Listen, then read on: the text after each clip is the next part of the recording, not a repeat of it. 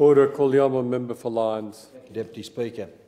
On Monday evening in Doha, our time on the other side of the World Heritage Committee rejected Australia's bid to have 74,000 hectares of productive working forests removed from the listing of 172,000 hectares made in 2013 by the former Labor government.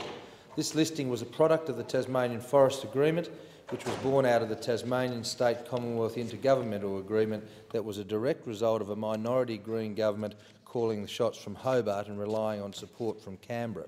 I wish to advise the House that prior to this decision last week, I wrote to the Auditor-General at the Australian National Audit Office seeking clarification regarding the independent verification group appointed as part of the TFA, specifically asking, did any member of the independent verification group declare an existing or potential conflict of interest, and if so, how were these conflicts of interest managed?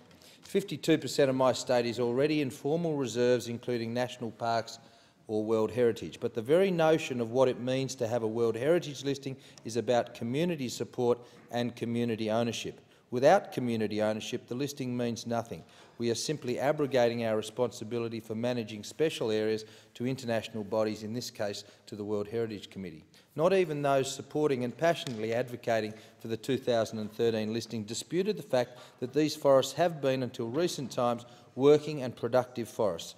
With proper forest management, these areas that have provided specialty timbers for boat building and furniture, eucalyptus for sawmilling, house building and flooring.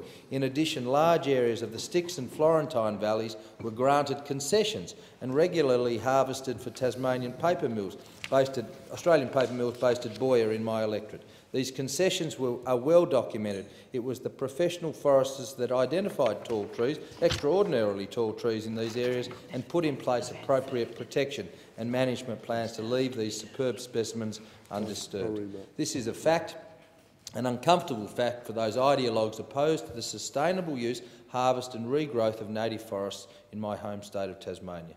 In excess of 90% of the old-growth forests are in permanent reserves, protected in perpetuity. This is something to rightly celebrate, but for some, every tree is sacred. These are the ideologues committed to seeing no industrial activity in the forests that cover my state. These are the same people that formed the IVG, who have clear links to the Wilderness Society and other environmental groups openly committed to destroying Tasmania's native forest industry.